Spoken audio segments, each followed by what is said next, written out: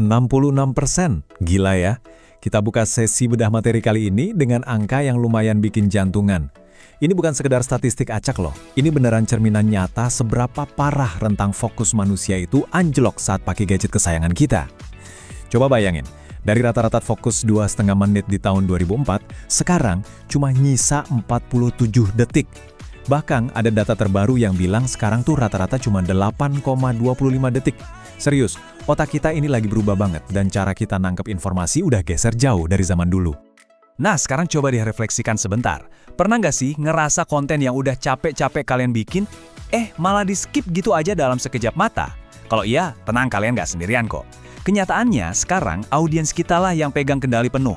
Mereka itu hakimnya. Mereka bisa mutusin mau lanjut nonton atau lanjut scrolling cuma dalam jendela waktu yang, kejam banget sih, yaitu 2-3 detik pertama. Kalau kita gagal narik perhatian mereka di detik-detik awal ini, ya udah, karya keren kita rasanya kayak nggak pernah ada. Jadi selamat datang di sesi bedah materi kita. Hari ini kita bakal seru-seruan membedah sains, psikologi, dan strategi praktis di balik pembuatan hook atau pengait 3 detik yang benar-benar sempurna. Kita bakal kupas tuntas nih, gimana sih caranya nahan ibu jari penonton supaya berhenti nge-scroll dan bikin mereka benar-benar terpaku sama pesan yang mau kalian sampaikan. Ini penting banget.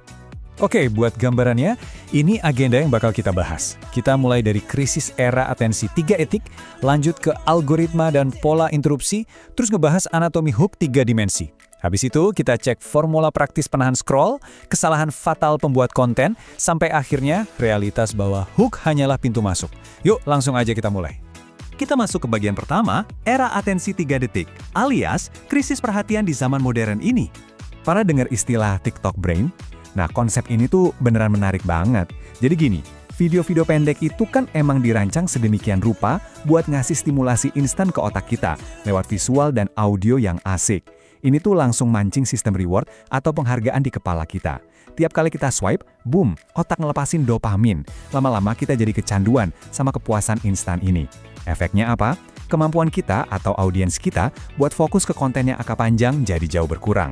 Audiens tuh kayak punya radar otomatis. Kalau dalam 3 detik pertama nggak ada tanda-tanda bakal dapat hadiah dopamin, ya mereka langsung kabur. Lanjut ke bagian 2, algoritma dan pola interupsi. Atau gampangnya mekanika gimana kita bisa bikin orang berhenti nge-scroll. Nah, kalian harus paham yang namanya efek domino algoritma ini. Algoritma media sosial itu ibarat mesin yang lapar banget sama satu hal, watch time alias waktu tonton.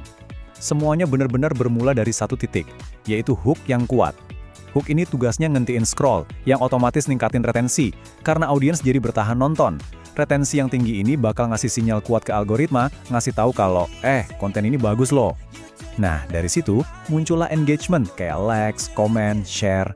Hasil akhirnya, algoritma dengan senang hati bakal dorong konten kalian buat dapat jangkauan yang lebih luas lagi, alias direkomendasiin kemana-mana. Terus gimana dong cara ngentiin scroll yang udah mendarah daging itu? Kuncinya ada di pattern interrupt atau pola interupsi. Gini, coba inget-inget pas kalian nge-scroll medsos, pasti kayak setengah sadar gitu kan? Kayak autopilot aja jarinya. Nah, tugas hook itu buat nampar kesadaran penonton biar mereka kaget dan bangun.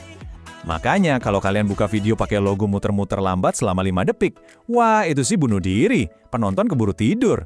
Kalian tuh butuh pergerakan tiba-tiba. Bisa zoom in yang kenceng, ngejatuhin barang ke meja, atau ngelempar pertanyaan menohok yang langsung mecah keheningan pikiran mereka.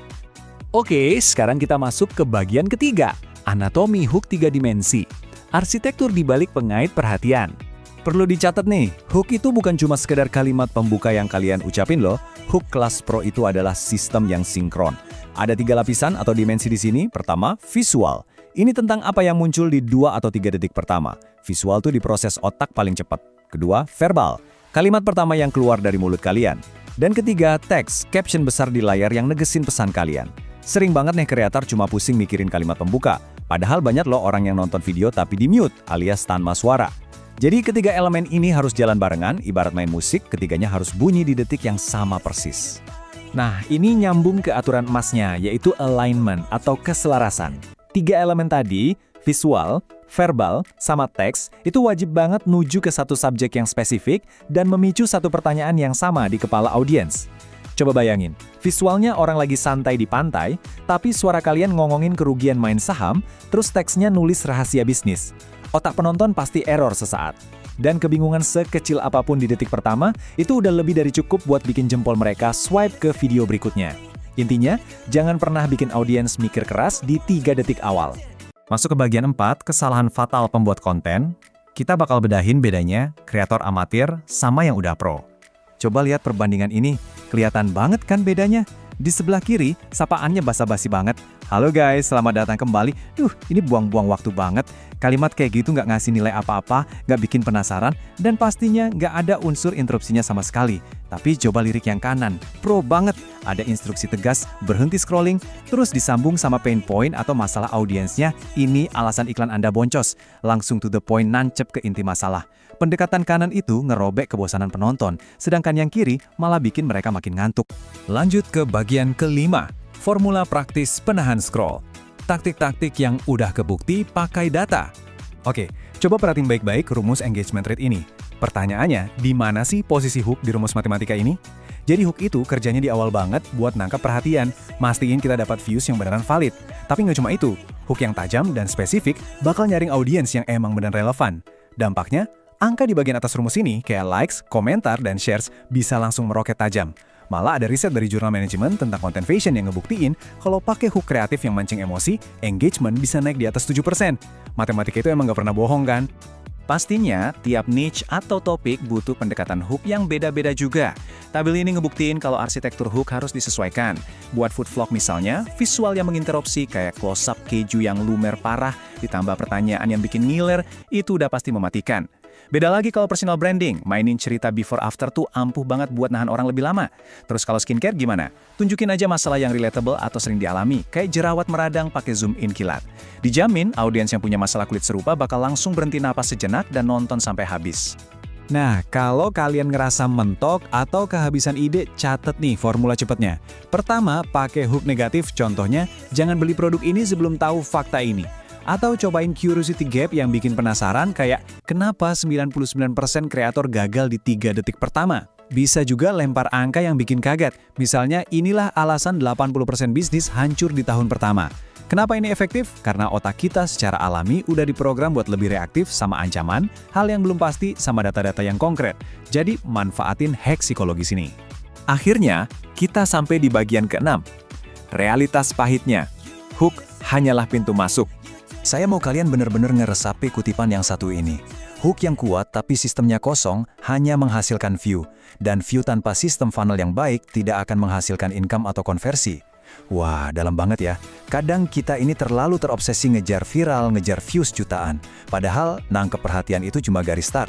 Hook itu cuma ibarat pintu depan yang berhasil kalian buka. Tapi kalau pas audiens masuk, mereka ngeliat dalam rumahnya kosong melompong atau berantakan, ya mereka bakal langsung putar balik keluar. Ini karena konversi yang sejati di dunia digital itu butuh yang namanya ekosistem utuh. Hook kalian harus bisa ngebawa audiens masuk ke sistem ini. Kalian harus benar-benar kenal siapa target audiensnya. Terus, kasih mereka konten yang konsisten setelah mereka berhasil dipancing masuk.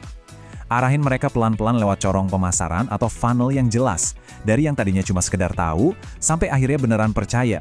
Dan ujungnya, kasih penawaran yang benar-benar bisa nyelesain masalah mereka. Kalau 4 pilar ini nggak ada, percaya deh, jutaan penonton yang datang dari hook viral kalian bakal menguap gitu aja tanpa sisa. Dan ini bawa kita ke pertanyaan pamungkas buat sesi bedah materi kali ini. Sekarang kalian udah megang formulanya buat ngeretas 3 detik pertama, buat ngerebut perhatian siapa aja di internet, kalian udah jago ngebuka pintu itu lebar-lebar. Tapi, apa yang sebenarnya lagi nunggu audiens kalian di dalam sana? Apa kalian udah nyiapin sesuatu yang bernilai atau ternyata cuma ruang kosong? Coba deh evaluasi lagi strategi kalian secara keseluruhan. Terima kasih banyak udah nyimak sesi bedah materi kali ini, dan sampai ketemu lagi di analisa mendalam kita selanjutnya.